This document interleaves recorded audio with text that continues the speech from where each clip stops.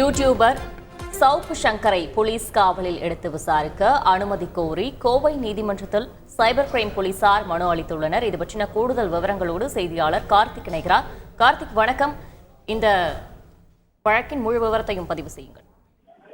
வணக்கம். காவல்துறை உயரதிகாரிகள் மற்றும் பெண் காவலர்களை அவதூறாக பேசிய வழக்குல சைபர் கிரைம் போலீசார் 5 பிரிவில் அவர் மீது வழக்கு பதிவு செய்து கடந்த 4ஆம் தேதி தேனியில கைது செய்தாங்க.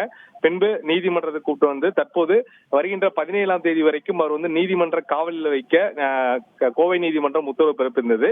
இந்த சூழல்ல அந்த வழக்கு தொடர்பாக மேல் விசாரணைக்காக கோவை சைபர் போலீசார் 5 நாட்கள் அவரை காவலில் எடுத்து விசாரிக்க வேண்டும் என கோவை நீதிமன்றத்துல மனு தாக்கல் செஞ்சிருக்காங்க.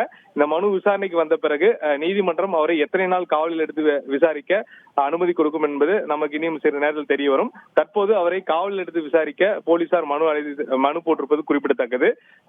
தனியார் யூடியூப் சேனலுக்கு அவர் கொடுத்த அந்த நேர்காணலில் காவல்துறை அதிகாரிகள் பற்றி அவர் பேசியிருந்தார். அதன் எந்த ஆதாரத்தில் பேசப்பட்டது, அதற்கான ஆதாரங்கள் ஏதும் உள்ளதா என்ற கோணங்கள்ல விசாரணை நடத்தப்படும் என எதிர்பார்க்கப்படுகிறது. மேலும் அவர் மீது தேனியில் ஒரு வழக்கு இருக்கு. அது தொடர்பான விசாரணை இருக்குமா என்பது விசாரணைக்கு பின்புதான் நமக்கு தெரிய வரும் என அதிகாரி தரப்பு தகவல் கொடுத்திருக்காங்க. விவரங்களுக்கு நன்றி கார்த்திக். செய்திகளை உடனுக்குடன் தெரிந்து கொள்ள உடனே சப்ஸ்கிரைப் பண்ணுங்க.